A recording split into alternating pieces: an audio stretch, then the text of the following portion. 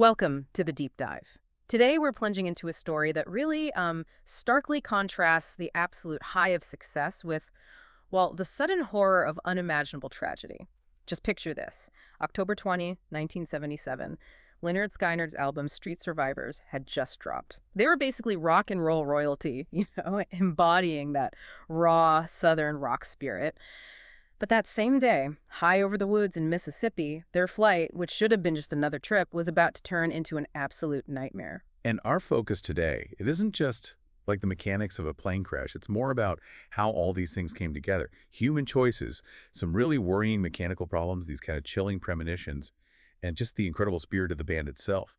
They left such a mark. Right. So our mission here is to really unpack what happened, leading up to it, during the flight, and after. We're going to dig into the details from our sources to get beyond just what happened. We want to understand the why, and maybe the so what of it all, for the people involved and, for rock music history. Okay, let's get into it. So let's set the scene first.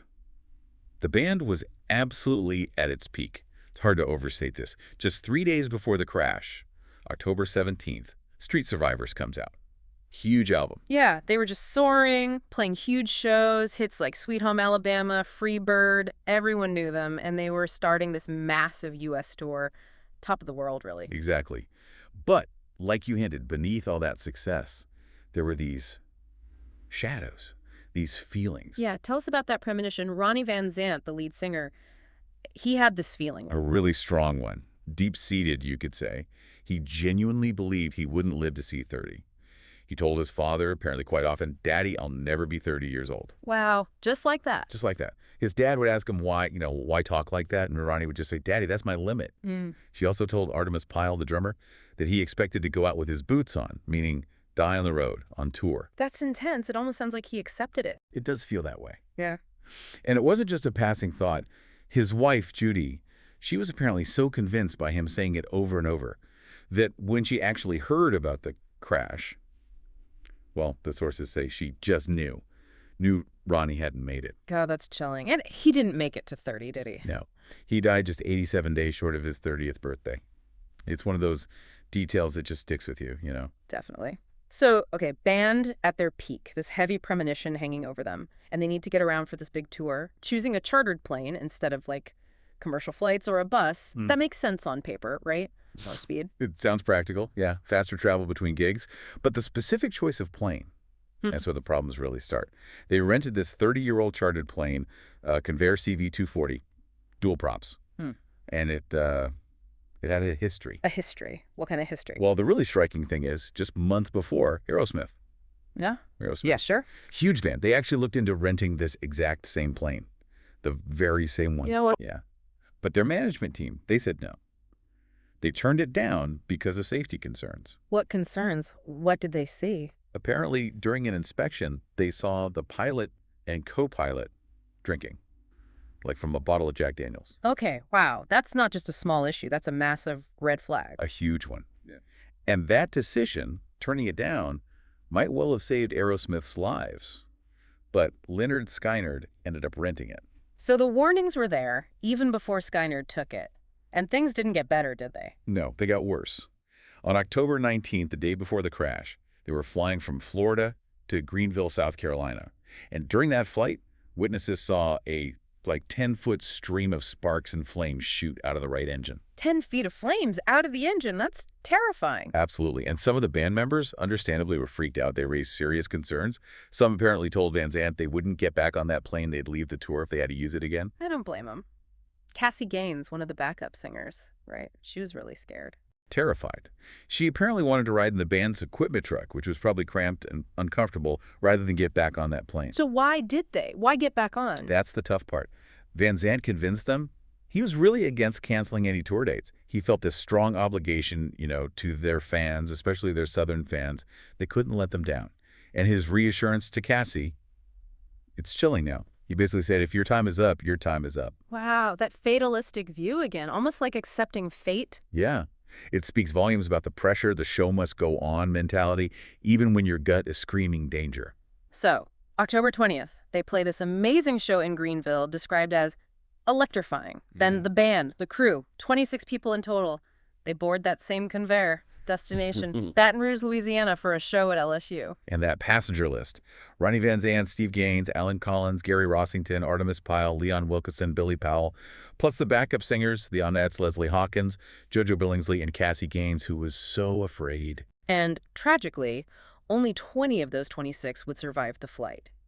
But for the first part of the trip, that 700-mile journey, it was smooth, right? Uneventful. It was, for a while. Huh. False sense of security, really. The calm before the storm. So when did things start to go wrong? Towards the end of the flight, the pilot suddenly realized, or maybe finally admitted, the plane was critically low on fuel. Low on fuel. How does that happen on a planned flight?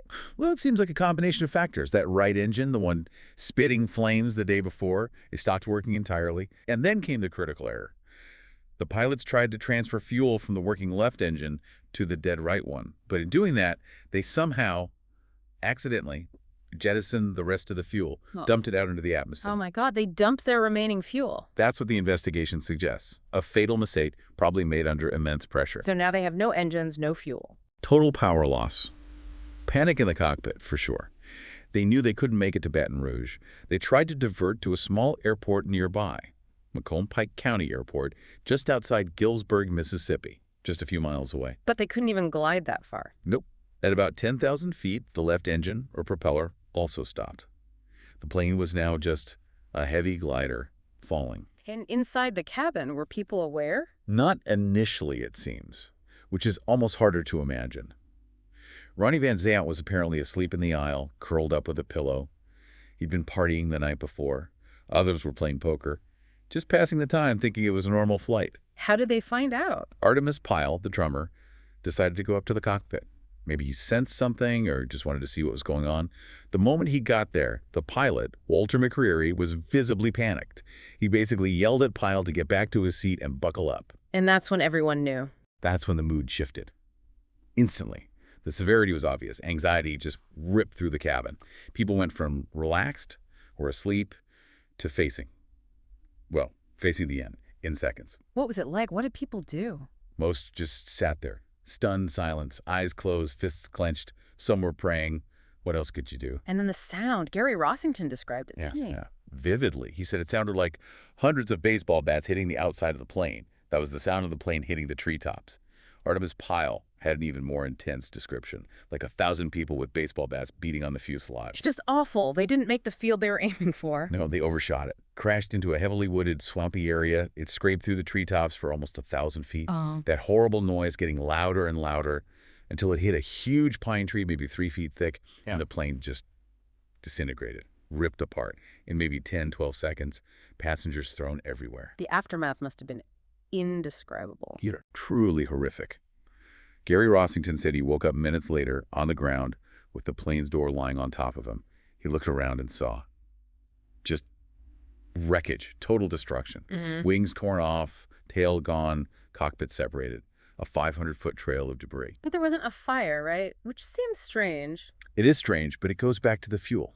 The very lack of fuel that caused the crash meant there wasn't much to ignite on impact. In a really dark, paradoxical way, that initial mistake, running out of fuel, turned out to be what the NTSB later called a blessing in disguise.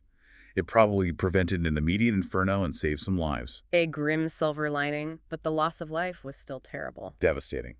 Ronnie Van Zant was thrown violently from his seat, hit his head, died instantly.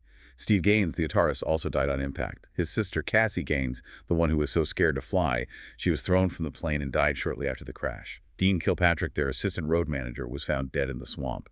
And both pilots, Walter McCreary and William Gray, were killed. 6 people in total. And the survivors. They were all badly hurt. Nobody escaped unharmed. Injuries were severe across the board. Billy Powell, the keyboardist, had his nose nearly torn off, terrible cuts on his face and legs. He almost bled to death. Gary Rossington, it's incredible he survived. Broke both arms, both legs, both wrists, both ankles, and his pelvis. Unbelievable injuries. And Artemis Pyle, he had broken ribs, right? But he went for help. Yeah, multiple broken ribs.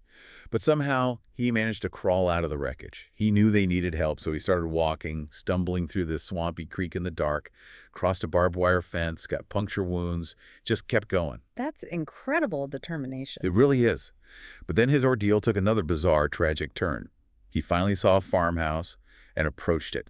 A local farmer came out, saw this figure emerging from the dark, covered in mud and blood, and mistook him for an escaped convict. The farmer yelled, "Halt!" and then shot Pyle in the shoulder with a shotgun. He shot him after all that. Yeah. Thankfully, it wasn't fatal.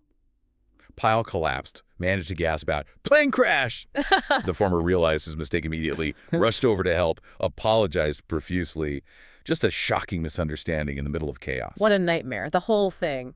And the rescue effort. Local volunteer firefighters got there first. They described a gruesome scene, literally stumbling over victims in the dark woods, some still alive. And the survivors, they weren't told immediately who had died. Gary Rossington, for example, didn't find out Ronnie Van Zant was gone for several days. His mother had to tell him in the hospital. Just heartbreaking. So what did the official investigation conclude? What was the final word from the NTSB? The National Transportation Safety Board, the NTSB, they investigated thoroughly. Their official probable cause was fuel exhaustion and total loss of power from both engines due to crew inattention to fuel supply. Crew inattention. So human error was the primary cause. Primarily, yes.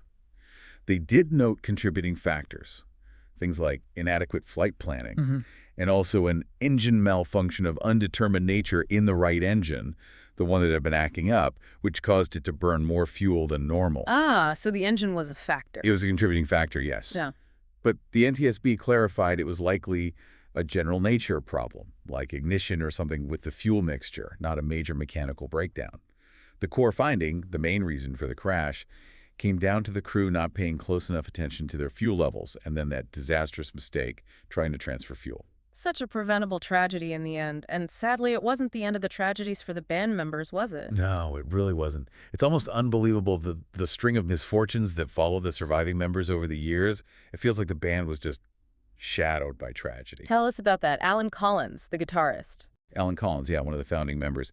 He survived the crash, but was paralyzed from the waist down in a car accident in 1986. His girlfriend died in that crash. He then died himself in 1990 from chronic pneumonia, which was related to his paralysis. Just awful. And Leon Wilkeson, the bassist. Leon also survived the crash, but he was found dead in a hotel room in 2001. The cause was linked to chronic liver and lung disease. Billy Powell, the keyboardist. Billy Powell passed away in 2009, suffered a heart attack. And then, most recently, Gary Rossington, the last original member. Yeah, Gary Rossington. He survived so much, including the crash with all those horrific injuries. He carried the torch for the band for so long, but he had ongoing heart problems for years. And he sadly passed away just last year, March 5th, 2023. The end of an era, really. It's an incredible amount of loss for one group of people. It truly is. Yet, despite everything, the band's music, it endures. Lynyrd Skynyrd is still this massive icon, sold over 30 million albums, something like 60 albums in total if you count compilations and live stuff. Their music still connects with people across generations. Rock and Roll Hall of Famers, of course. Yeah, their legacy is undeniable. So wrapping this up, what do we take away from this deep dive? We've seen this band at the absolute height of fame, brought down by, well, a chain reaction, human error, mechanical problems, those strange premonitions. It really highlights how thin that line can be between triumph and tragedy. It shows how critical decisions, maybe overlooked warnings, and maybe just fate can converge. The NTSB points to crew error, but when you factor in the plan's history, the engine issues that pressure the tour, it feels more complex than just one mistake. It does. And that premonition from Ronnie Van Zant just hangs over everything, that feeling he had which came true. Exactly. It makes you think about destiny, choice, how much control we really have.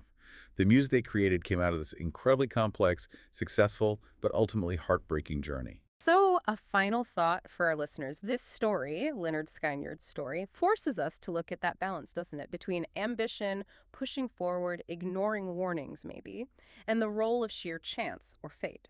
How much of what happened was unavoidable destiny, and how much was the result of choices made along the way? Something to definitely think about.